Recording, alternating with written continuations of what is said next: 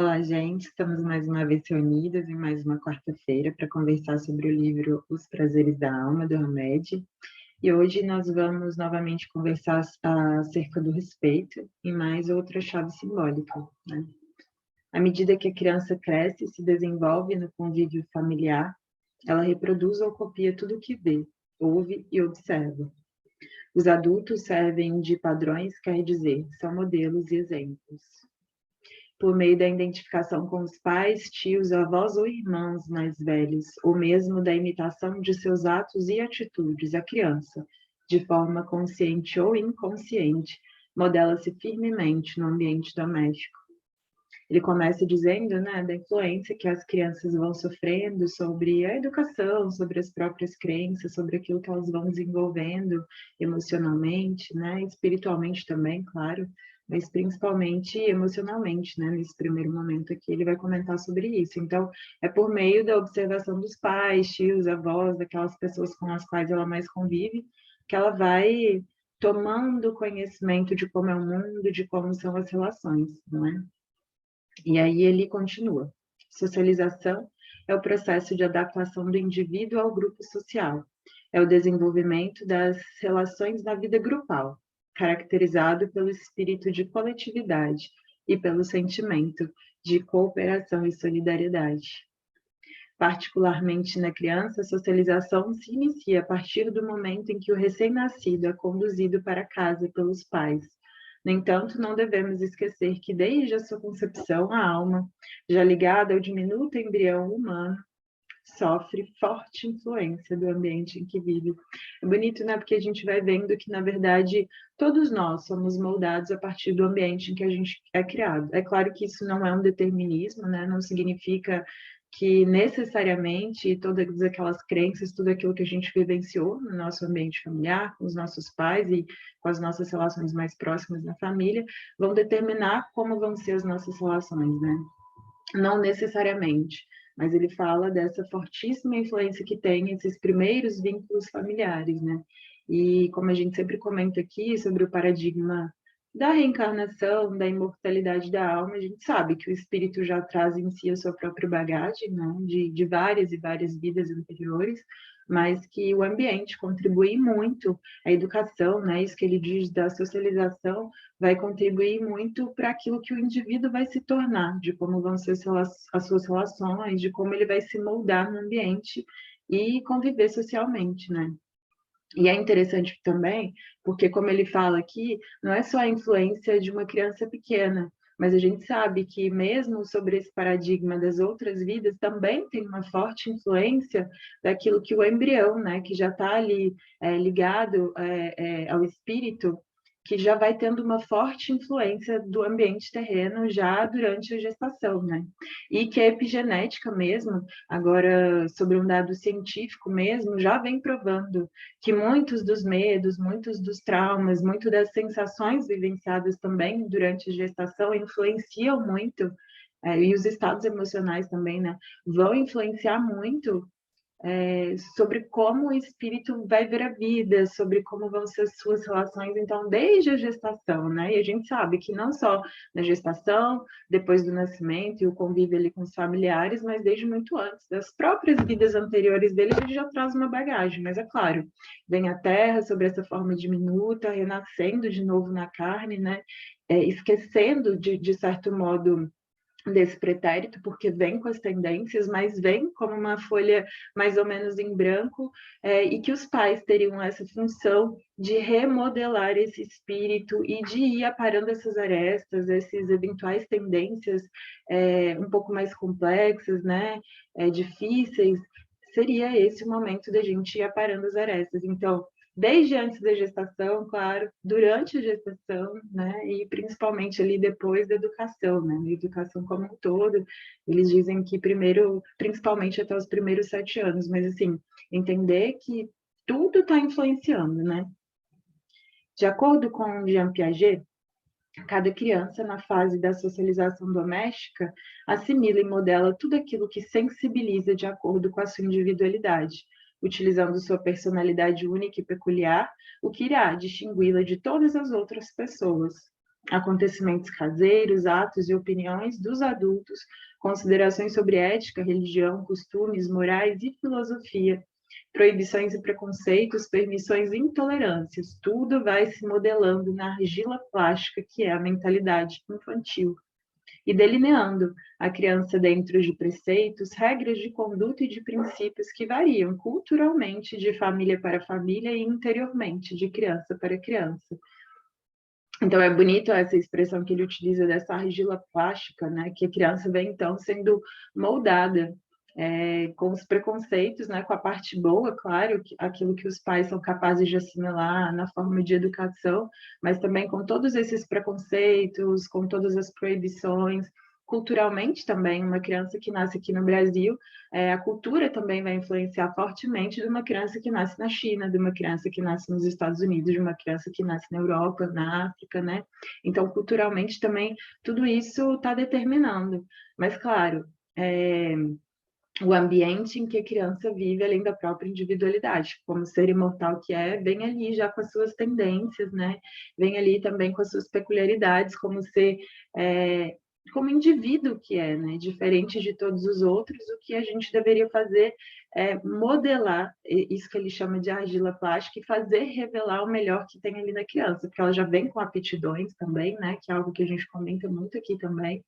Então, é claro que a gente tem que dar uma educação de valores, mas sempre respeitando aquilo também que o espírito já vem como tendência, né? De talentos, de aptidões natas nele. Mesmo nos gêmeos idênticos, o desenvolvimento psicossocial ocorrerá de forma diferenciada devido à bagagem espiritual que cada alma traz consigo, produto de suas vidas sucessivas. E isso a gente pode ver, né, não só ali nos gêmeos idênticos, mas nos próprios irmãos. Como cada ser é único, mesmo que ele tenha uma convivência com os mesmos pais, ali no mesmo grupo familiar, na mesma cultura, a resposta a ele, a esses acontecimentos, vão ser muito diferentes, porque cada criança é única. Então, já vem também com toda essa bagagem espiritual que vai permitir com que ela assimile ou não, de uma forma melhor ou não, as situações e as experiências que ela está vivenciando. Então, cada ser é único. Então, claro que a educação tem um papel fundamental, mas também tem a parte que já é tendência da criança, né? Consulta Kardec, a espiritualidade maior, na terceira parte do capítulo 9 do Livro dos Espíritos. E aí ele faz a pergunta: de onde se origina a inferioridade moral da mulher em certos países? É uma pergunta que Kardec faz, né? E os espíritos amigos respondem: do império injusto e cruel que o homem tomou sobre ela. É um resultado das instituições sociais e do abuso da força sobre a fraqueza. Entre os homens pouco avançados do ponto de vista moral, a força faz o direito. Então é bonito também, né? Porque a gente sai ali da esfera da criança propriamente dita, e a Med já entra em um outro ponto que Kardec toca, né? De perguntar, bom, as mulheres são de fato inferiores? Ele vem falar que, na verdade, não, né? Que essa inferioridade, ela se origina da própria humanidade ainda. E como ele bem disse ali, né? Entre homens pouco avançados do ponto de vista moral.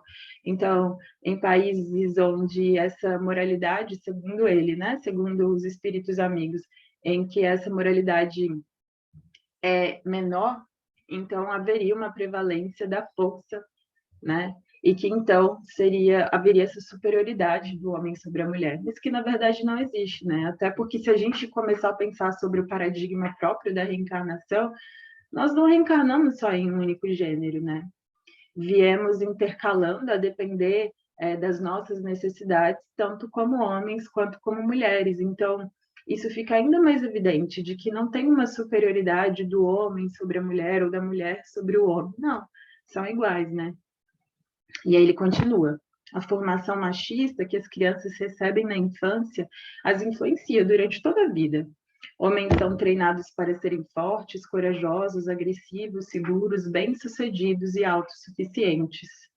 Para os estudiosos do comportamento humano, o estereótipo do macho iniciou-se nas eras pré-históricas, quando os nossos antepassados do sexo masculino tiveram que abandonar o medo de disputar a comida com os animais. Então é interessante, né, que ele começa a falar sobre o estereótipo do macho, né? Que ele teria vindo de toda essa pré-história, né?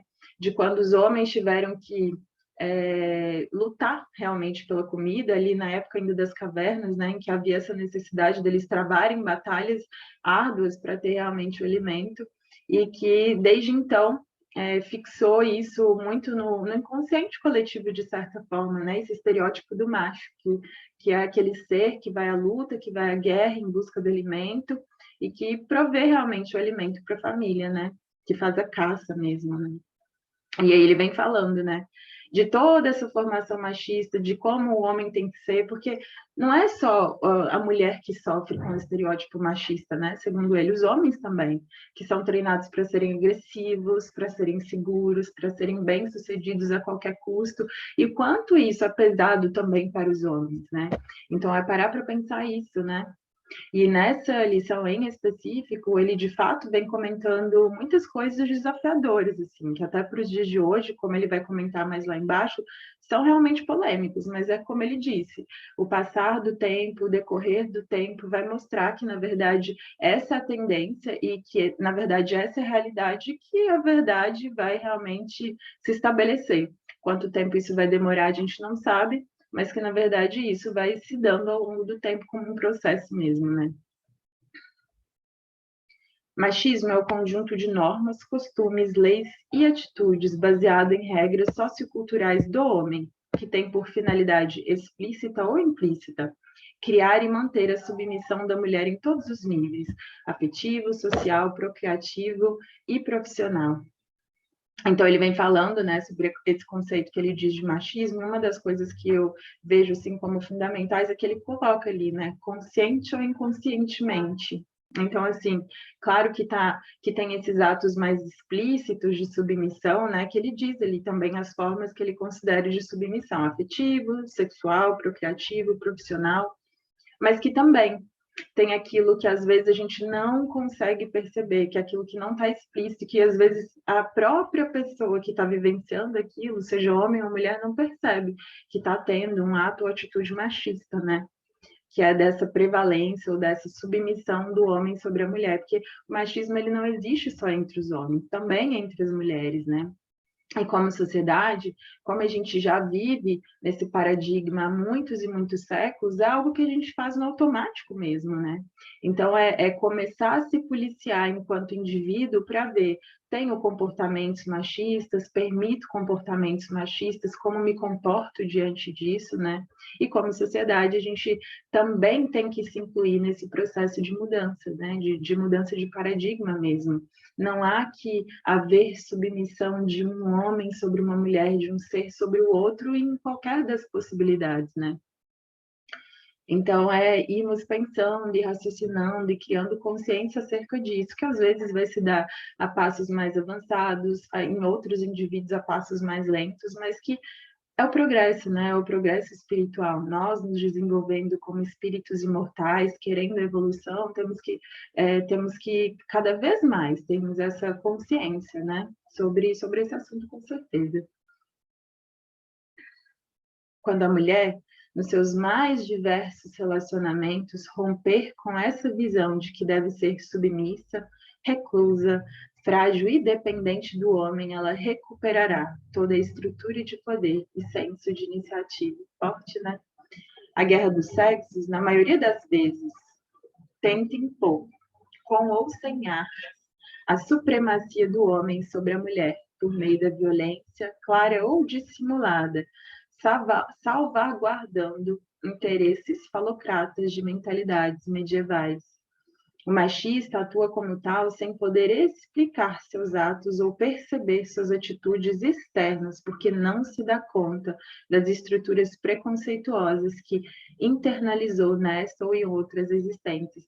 E é engraçado porque é um processo muito intrincado, que às vezes a pessoa não se dá conta, né? Vivenciou tanto isso em outras vidas, como ele bem diz ali, né, em tantas existências, que isso já é um paradigma muito atuante na sociedade, no nosso próprio inconsciente coletivo, que muitas vezes a gente faz isso sem pensar. Então, em geral, as pessoas que não se questionam muito sobre os seus atos, sobre as suas atitudes, sobre como estão vivenciando a vida, fica muito mais difícil de questionar se está ou não realmente estimulando esse machismo ou não, seja dentro de si, com as suas próprias condutas, seja entre os familiares, né? E na sociedade em geral, porque, enfim, convivemos com homens e mulheres a todo momento, né? Então, parar para pensar também sobre contribuo com isso, de que forma contribuo, como posso melhorar. E, gente, é sempre sobre isso, autoconhecimento, é cada vez mais ter consciência do que eu faço, por que eu faço. Se a gente parar para pensar, quanto será que a gente se para, quanto tempo será do nosso dia, por exemplo, da nossa semana, que a gente para pensar sobre quais os nossos comportamentos, se estão certos ou não, e por que a gente faz o que faz. Né? A gente teria muitas respostas e consequentemente, além de ter essas respostas, esses questionamentos, a se perguntar, então, quais são as novas atitudes que eu poderia ter frente a isso que eu estou vendo, que eu tenho, que eu possuo dentro de mim, né? Sejam os homens, claro, e também as mulheres, porque isso existe nos dois gêneros, né? Então, ele se limita apenas a reproduzir ou pôr em prática tudo aquilo que viveu culturalmente no lar, na escola, no templo religioso, na cidade, no país, enfim, em qualquer lugar ou situação que o tenha influenciado. Então, às vezes o meio em que a gente vive, né, seja a nossa família às vezes, mas o meio em que a gente vive, as pessoas com as quais a gente se relaciona, e começar a se questionar, porque uma das coisas que a gente diz que é começar a ter um pensamento crítico sobre o que eu estou fazendo e por que eu faço o que faço, né? Então, é perceber que todos esses grupos dos quais a gente participa, no qual a gente está incluído, estão moldando a nossa vida, os nossos pensamentos e as nossas condutas. E será que estão moldando de uma forma positiva ou não? Né? Muita coisa a gente vai indo ali na onda, né? Às vezes como imposição, mas às vezes porque realmente não se questiona, porque não parou para ver se aquilo é o melhor, se pode fazer diferente. E quanto ganho espiritual a gente teria em se perguntar: será que eu não posso mudar essa conduta? Será que, como ser imortal que estou aqui, fazendo o meu papel de ser humano, de ser mais humano comigo e com quem se relaciona comigo, será que eu não poderia ser melhor? Será que a minha atitude é melhor frente a isso que eu estou vivenciando, né? Então, ter realmente esse pensamento crítico em relação às nossas próprias atitudes, em relação ao que a gente vivencia na sociedade, não é? São muitos os provérbios humilhantes e os insultos irônicos endereçados às mulheres, estes acompanhados de risos sarcásticos e depreciativos. O sexismo, ele vem explicar o que é, né? A atitude de discriminação fundamentada no sexo leva mulheres ingênuas, inseguras e dependentes a aceitar essas críticas mordazes como naturais, porquanto o modelo de educação em que organizaram seu mundo íntimo baseou-se nesses valores e crenças distorcidas. Aqui me parece muito um chamado também às mulheres, né? Para se questionar, vivenciam isso no meio das suas relações, né, afetivas, familiares, como se comportam diante disso e principalmente qual é a atitude interior e os nossos pensamentos em relação a nós mesmos, né, como mulheres que somos. O que eu acho? Qual é o meu valor? Qual é o valor que eu me dou? Como é que eu me comporto perante a sociedade, perante os outros, perante os meus pares, né? E se questionar sobre isso, realmente entender que nós temos um papel de protagonismo tanto quanto o homem, né? Nós não precisamos ser submissas, precisamos sim ocupar o nosso papel, vivenciar a nossa experiência encarnatória da melhor forma possível. Isso não significa de forma nenhuma criar batalhas desnecessárias, sabe? Eu acho que tem muito a forma como a gente diz, o modo como a gente externaliza as coisas, né? Porque também não é de uma submissão, que é um polo, e de ir para o polo oposto, que é a agressão, né? Que também não é o caminho. Então, é o modo de se colocar diante da vida, diante das pessoas, com assertividade, mas sem agressividade, com modo calmo, tranquilo, sereno, de mostrar o seu valor e de se colocar nas situações, né? Isso não significa impor nada a ninguém também, sabe? Eu acho que existe esse caminho do meio, essa linha tênue que a gente tem que estar sempre buscando, porque é sair da submissão, mas não ir para essa agressão, não ir também para o outro oposto, que é uma imposição, né? Mas é de entender o seu valor, principalmente, de se colocar ali na sociedade, entendendo qual é o seu valor, qual é o seu papel, o que, que você tem que fazer e o que, que você veio fazer aqui como ser imortal, num papel tão importante quanto o desempenhado pelos homens, né? A mulher precisa descobrir que não depende de ninguém para viver a sua própria existência, pois dentro de si existe uma extraordinária capacidade de fazer mudanças positivas. Parece óbvio, né? Mas até essas coisas óbvias, assim, precisam ser ditas. Precisamos tomar a rédea das nossas vidas, as nossas próprias decisões, entender quais são os nossos valores, os nossos sonhos, viver para realizá-los também, sabe? De ver todos esses potenciais, todas essas capacidades inatas que tem dentro de nós e se colocar no mundo da maneira mais bela possível, ocupando realmente esses papéis, entendendo que é ao nos amarmos, ao criarmos essa autoestima que todos temos que ter como coisa assim primordial da vida, como primária, né? Que a gente possa se mostrar ao mundo tal qual somos, né? E que os nossos companheiros, as nossas relações, sejam masculinas e femininas, entendam esse papel de protagonismo que a gente também tem. Então, né? Falando para os dois lados. Então, entendamos o nosso valor e aqueles que convivem conosco entendam, tanto quanto não importa, né? E é engraçado porque a gente vai colocando e separando em gêneros quando não deveria, quando essa mensagem, por exemplo, poderia ser uma mensagem sobre respeito que se aplicasse tanto a homens quanto a mulheres, né? Mas por termos ainda esse ciclo preconceito, esse sexismo que ele comenta, é algo que a gente tem que comentar, né? Olha, vamos dar o lugar às mulheres, vamos dar os papéis, vamos permitir que elas vivam realmente aquilo que elas vieram fazer. Ela, como homem, tem um mundo dentro de si, e todos podem crescer até onde permitir sua capacidade, seu dom e seu talento inato. Todos nós estamos em constante mutação e nos transformamos todo o tempo nos aspectos físico, mental, emocional e espiritual. Nada na natureza permanece estático, tudo flui através dos processos da vida, dentro e em torno de nós. Olha que bonito, né? E é pensar, as pessoas que convivem com mulheres ou não, né? Mas de entender, né, gente? É tão bonito quando a gente entra na vida das pessoas e as inspira a ser o melhor que elas podem ser, né? Eu estava pensando sobre isso. De fato, quanto a gente tem feito isso? Será que a gente tem feito com que o melhor do outro venha à tona? Claro, nós já temos esse papel de fazer transbordar aquilo que melhor existe em nós, né? Aquilo que vem de mais profundo, de mais bonito que tem em nós, é nosso papel, trazer isso à tona no mundo. Mas quão bonito é, e é o que realmente importa, e é o que realmente fica, sendo a pessoa estando na sua vida, ou tendo só passado pela sua vida, o quanto foram os momentos em que elas te transformaram em alguém melhor ou te fizeram ver potenciais que às vezes você não percebia dentro de si, ou que fizeram coisas bonitas e agradáveis para você, não são isso, não é isso que fica guardado bem lá dentro do nosso coração e que a gente vai levar, né, por várias e várias vidas. Claro, também tem a parte ruim, mas por que não ser a parte boa? Por que não conviver com as pessoas revelando o melhor delas, né? O nosso melhor para elas, mas revelando o melhor delas também, né?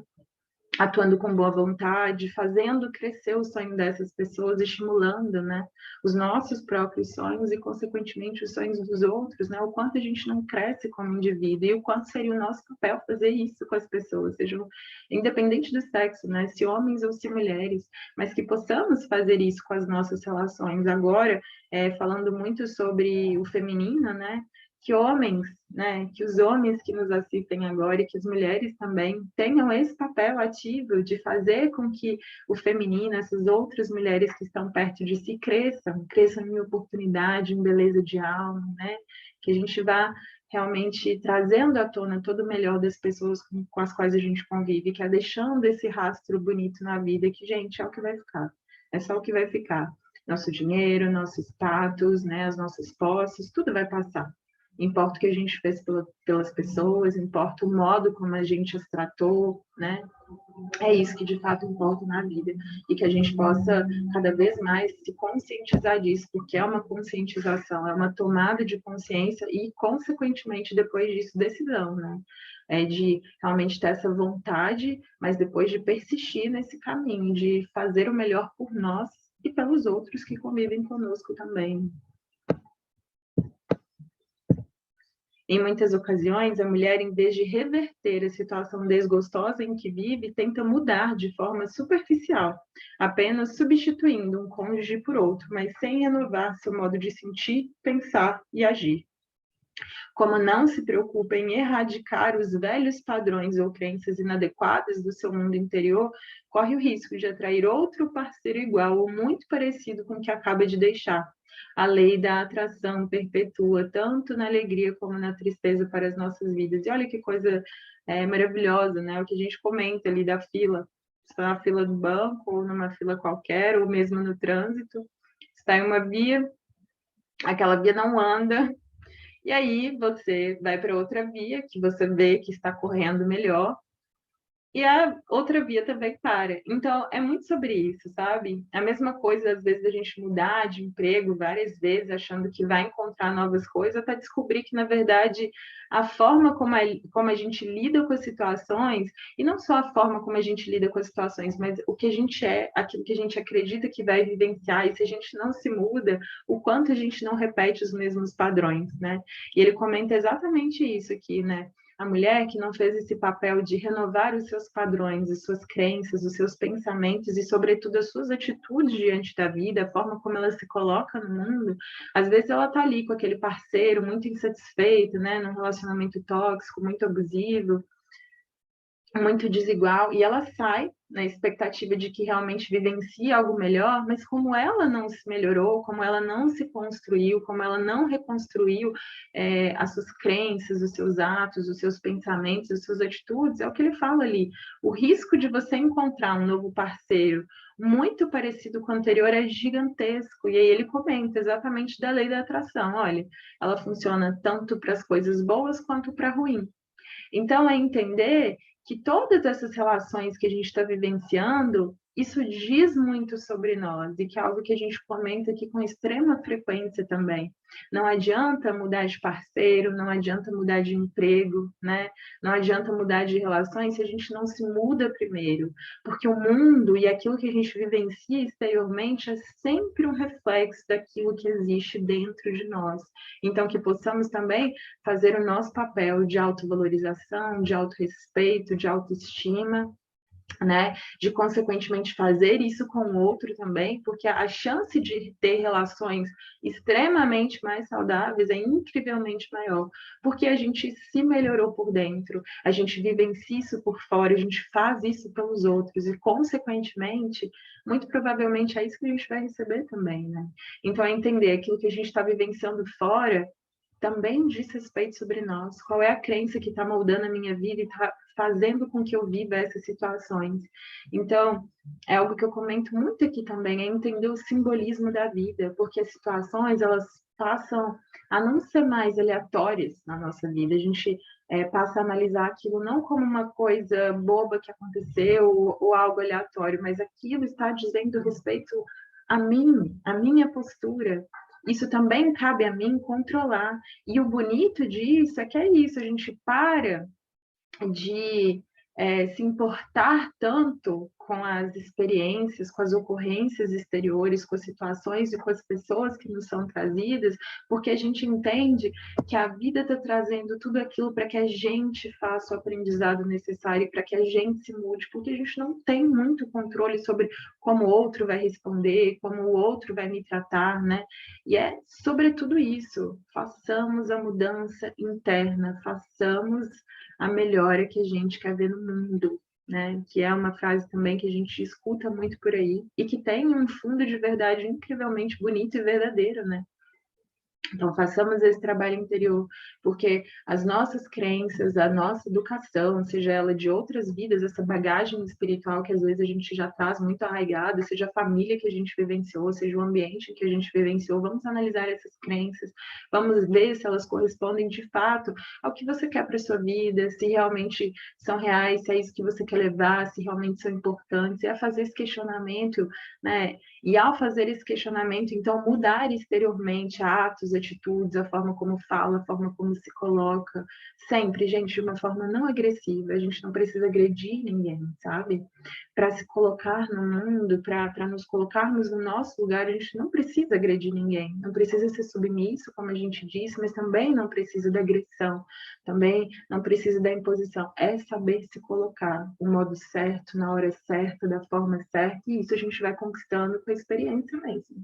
É treino, mas é necessário, né? São essas pequenas mudanças que a gente vai fazendo que vão realmente mudar exteriormente aquilo que a gente vivencia, a forma como as pessoas nos tratam, a forma como as pessoas lidam conosco, né? As situações que a gente vivencia. Então, não devemos jamais deixar que uma empresa, associação ou ligação afetiva, profissional ou de amizade venha eclipsar nossa vida a ponto de desrespeitarmos quem nós somos. A gente comentou isso muito semana passada, né? De que esse autorrespeito, né? De que o modo como eu me trato, de que o modo como eu entendo que eu mereço ser tratada, a forma como eu entendo a vida também vai determinar a forma como os outros vão me tratar. Então, autorrespeito, que a gente se autovalorize, se autoestime, para que então os outros possam exteriormente também vivenciar isso, né? Isso na colocação de limites, isso em saber dizer não, da forma certa, no momento certo, né?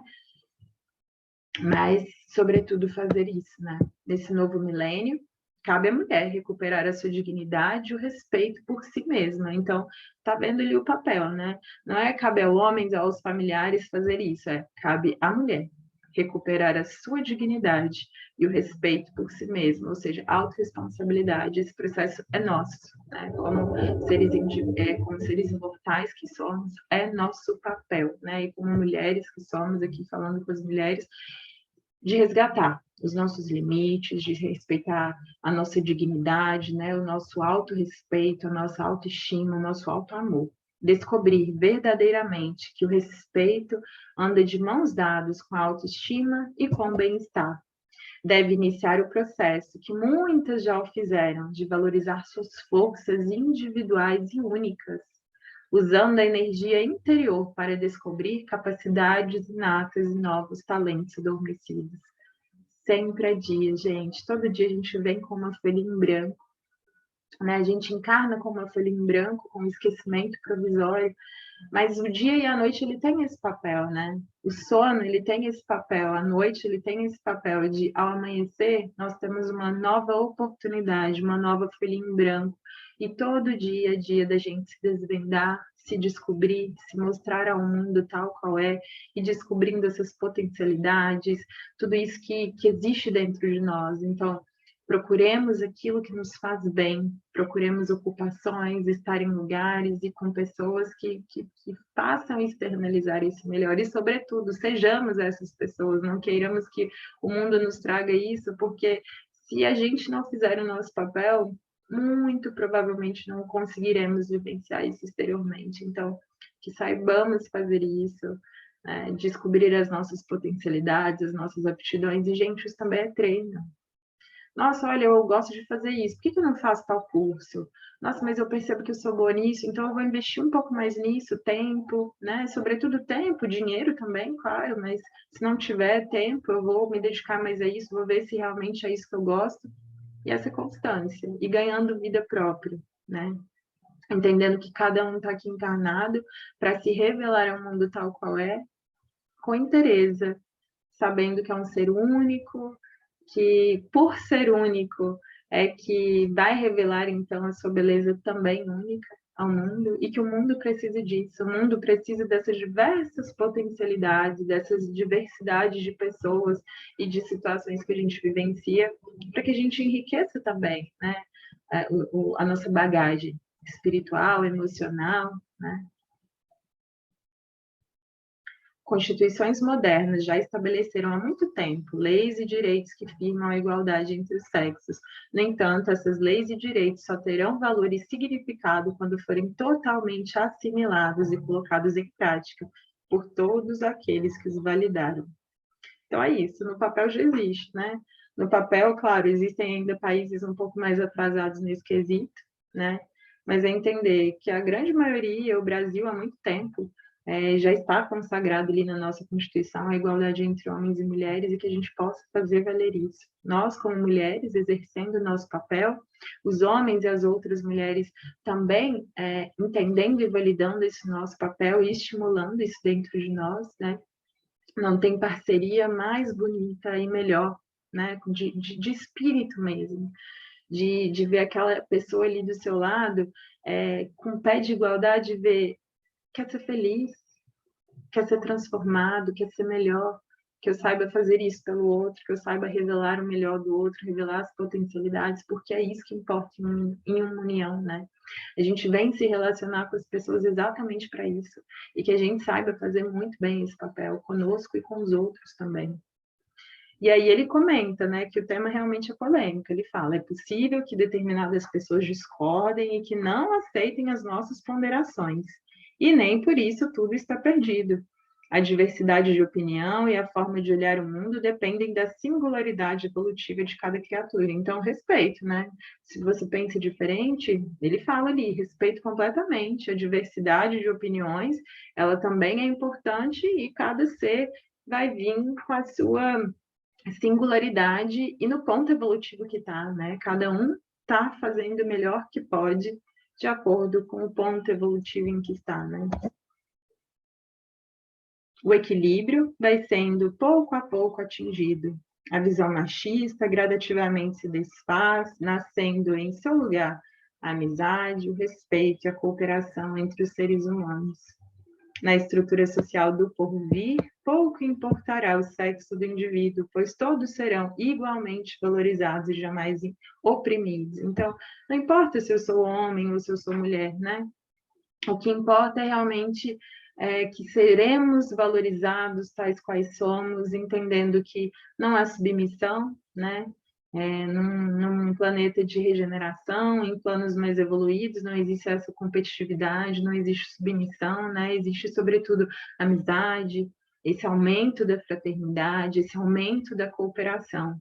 E que a gente, como construtores desse novo mundo, e que, né, para estar aqui, para estar escutando esse estudo, com certeza já existe dentro de nós essa semente de melhoria, essa ânsia de vivenciar novas coisas, de ser um ser humano melhor, e que a gente possa dar passos, né, para avançar nesse ritmo, de aumentar o nosso grau de fraternidade e de cooperação, né, entre os seres, não importando se homens ou mulheres.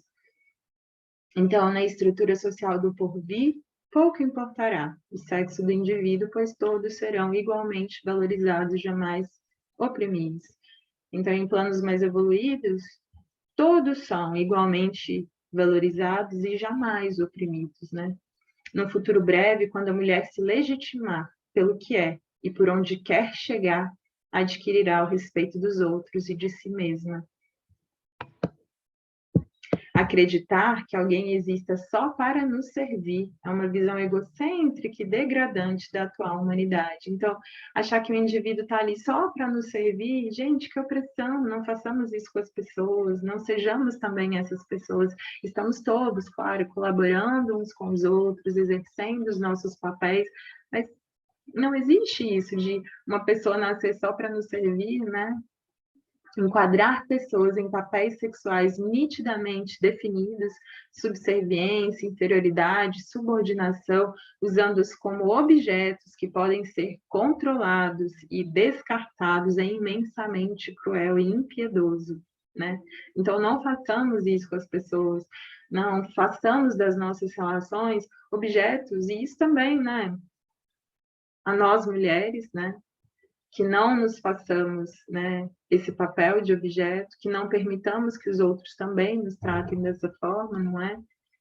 E que os outros tenham essa maior capacidade de entender que ninguém é objeto de nada, nem ninguém, gente, que façamos esse papel também de protagonismo, de termos relações cada vez mais saudáveis, aonde a gente estiver, com quem a gente estiver, que a gente dê o nosso melhor, que a gente coopere da forma que a gente puder, da forma mais fraterna que a gente puder, entendendo que o outro ser humano é tão importante quanto a gente, e que nesse papel de cooperação, né, de interligação, é que essas malhas vão se fortalecendo e que todos ganham, né? O corpo social, não só as relações, né? E as pessoas envolvidas ali propriamente ditas, mas todo o corpo social vai se fortalecendo, vai evoluindo, e a gente tem esse papel, né? E temos que exercer ele ativamente, muito criticamente, né? O amor cristão não considera os papéis sexuais, e sim encoraja todos os seres a exprimir a liberdade, o amor e o respeito uns pelos outros. Então, o amor cristão é exatamente isso, que a gente permita que os outros exprimam a sua liberdade, o seu amor e o seu respeito, e façamos isso por eles também. Eu sei que o estudo de hoje ele é meio polêmico, mas que nós possamos entender, né, daquilo que eles chamam de olhos de ver, ouvidos de ouvir, essa mensagem que é de fraternidade, que é de cooperação, né, e que possamos sermos nós, primeiramente, os construtores da nossa própria vida, nos autorrespeitando, nos autoestimamos, nos autoamando e fazendo, consequentemente, isso com todas as nossas relações. Então, bem, esse é o recado de hoje. Espero que vocês gostem e que tenham uma boa semana. Até semana que vem, então.